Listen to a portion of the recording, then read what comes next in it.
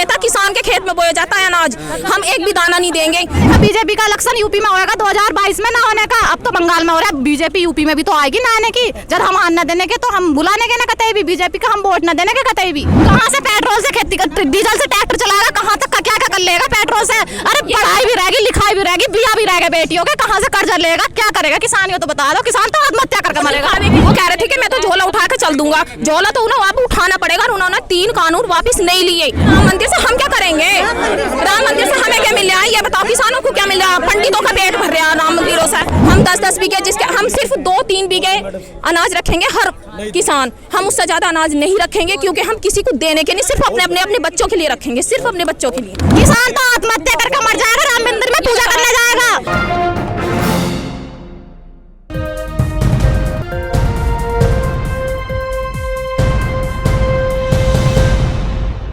News MX, मैं आपके साथ राशिद। हम पहुंचे हुए गाजीपुर बॉर्डर पे और किसानों का प्रदर्शन पिछले 3 महीनों से चल रहा है। यहाँ एक अलग तस्वीर आई है। यहाँ अमरोहा से कुछ महिलाएं यहाँ प्रदर्शन में शामिल हुई हैं। उन लोगों से जानते हैं।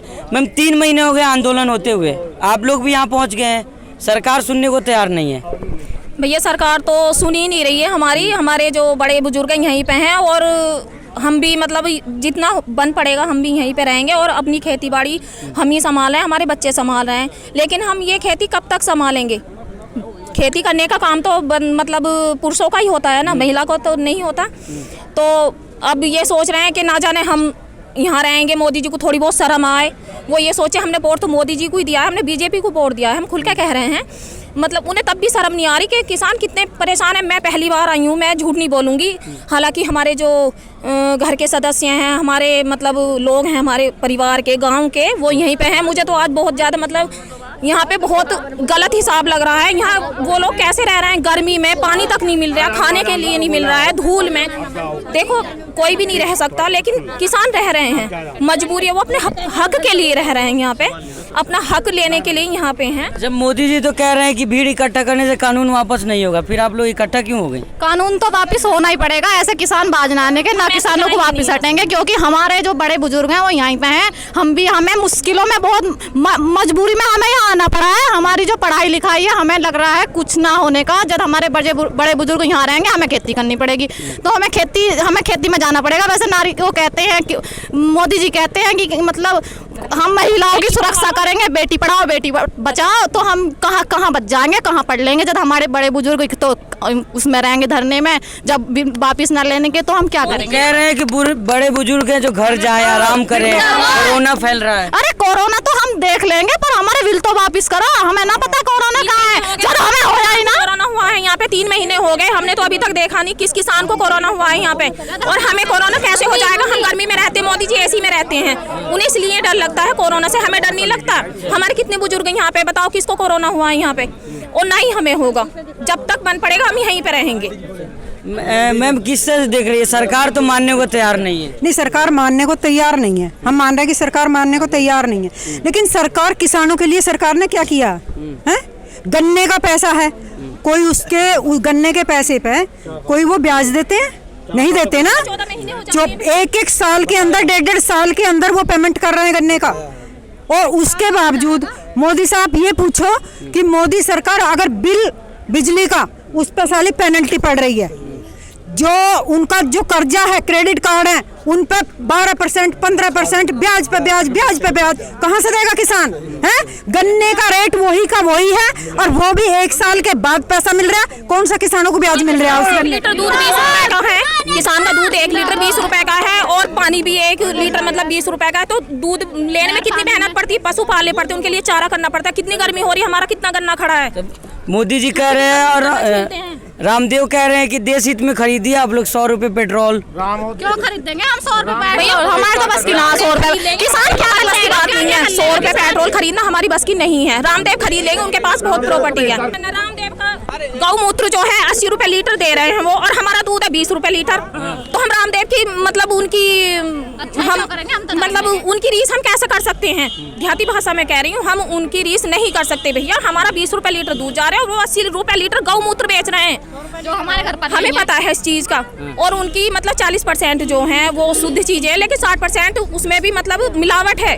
रामदेव दूध के धुले हुए नहीं है और हमने तो उनका बहिष्कार कर दिया। राष्ट्रवादी ये देश हित की बात करते हैं, बोले देश तरक्की करेगा।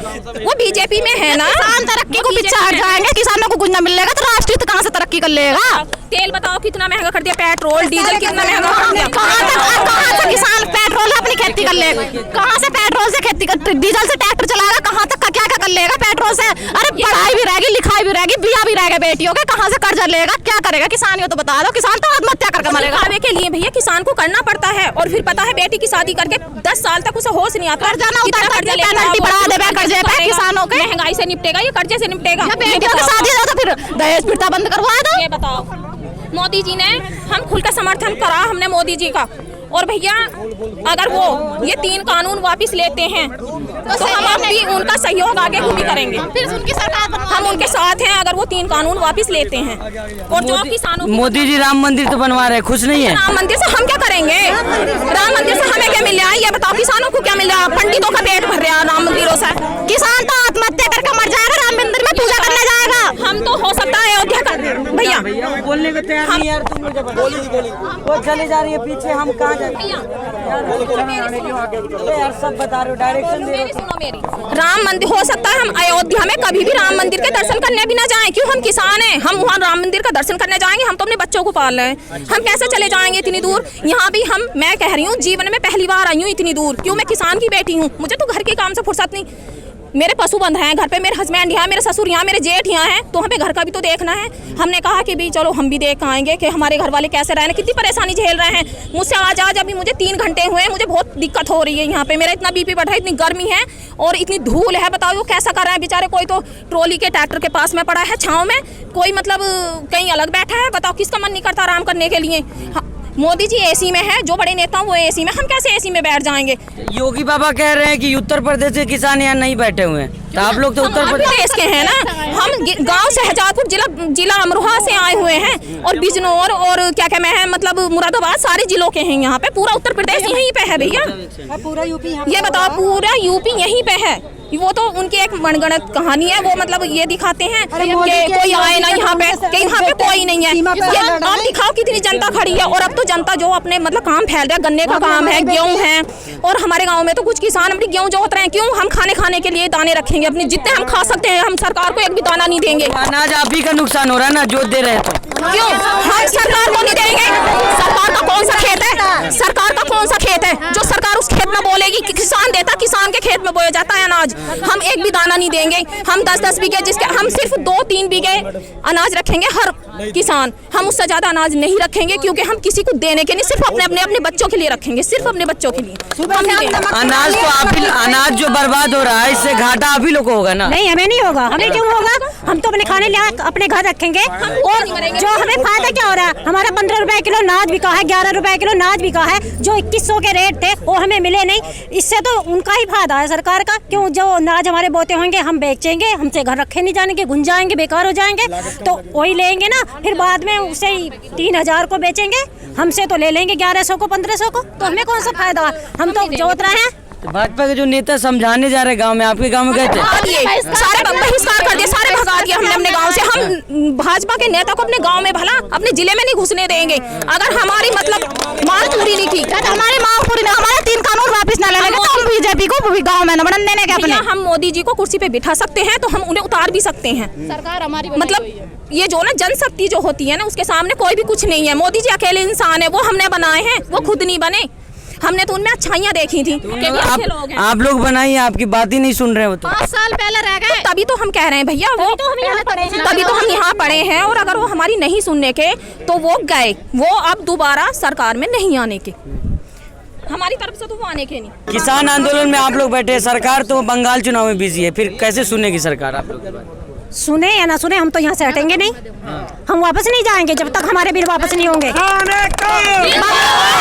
में तो अब 2021 में यूपी में भी होएगा, ना होने का बीजेपी का इलेक्शन यूपी में होएगा 2022 में, ना होने का अब तो बंगाल में हो रहा है। बीजेपी यूपी में भी तो आएगी ना आने की, जब हम आने देने के तो हम बुलाने के ना कतई भी, बीजेपी का हम वोट न देने के कतई भी, हमारी भी सुनेगी ना सुनने की। नहीं जब तक हमारे बिल ना कोई भी किसान बीजेपी को वोट नहीं देगा। अगर बिल वापस होते हैं तब तो हम बीजेपी को वोट दे देंगे, अगर नहीं होते तो हम बीजेपी को वोट नहीं देंगे। बंगाल में थोड़ी, यूपी में भी तो होंगे इलेक्शन। मतलब भैया इलेक्शन तो बंगाल में बिजी है तो यूपी में भी तो आएगी ना आने की बीजेपी की सरकार। यूपी सरकार कह रही है कि भीड़ इकट्ठा करने से कानून वापस नहीं होता है। भीड़ इकट्ठा करने से ये भैया ये किसान है, ये अपने हक के लिए पड़े, हम भीड़ नहीं कर रहे, हमें शौक नहीं है भैया, हमें भीड़ इकट्ठा करने का शौक नहीं है, हम अपने हक के लिए हैं यहाँ। इतने सारों को तो हक दे नहीं रहा है हमारा, वो एक दो को दे देंगे, और जब तक वो हमें हमारा हक नहीं देने के, 3 कानून वापस नहीं लेने के, हम यहाँ से जाने के नहीं। सरकार कह रही है कि भीड़ करने से बिल माफ नहीं, वापस नहीं होने के, तो भीड़ करने से क्या सरकार बन जाएगी? भीड़ ही तो है जो उन्हें सरकार बनाती है, सरकार उतारती है, बनाती है, भीड़ ही करती है सब कुछ। अकेले मोदी जी कुछ नहीं कर सकते, या योगी जी, कोई भी नेता अकेला कुछ नहीं कर सकता। सब जो बनाए हैं वो भीड़ नहीं तो बनाए हैं, एक दो इंसान के तो बनाए वो है नहीं, सारी भीड़ नहीं तो बनाए हैं। अब उन्हें भीड़ बुरी लगने लगी, मतलब भीड़ से ही वो प्रधानमंत्री बने हैं और भीड़ ही उन्हें हटा देगी। बाबा रामदेव तो उन्हें उठाना पड़ेगा, वो कह रहे थे कि मैं तो झोला उठा के चल दूंगा, झोला तो उन्हें आप उठाना पड़ेगा, और उन्होंने 3 कानून वापस नहीं लिए, झोला तो वो उठाएंगे।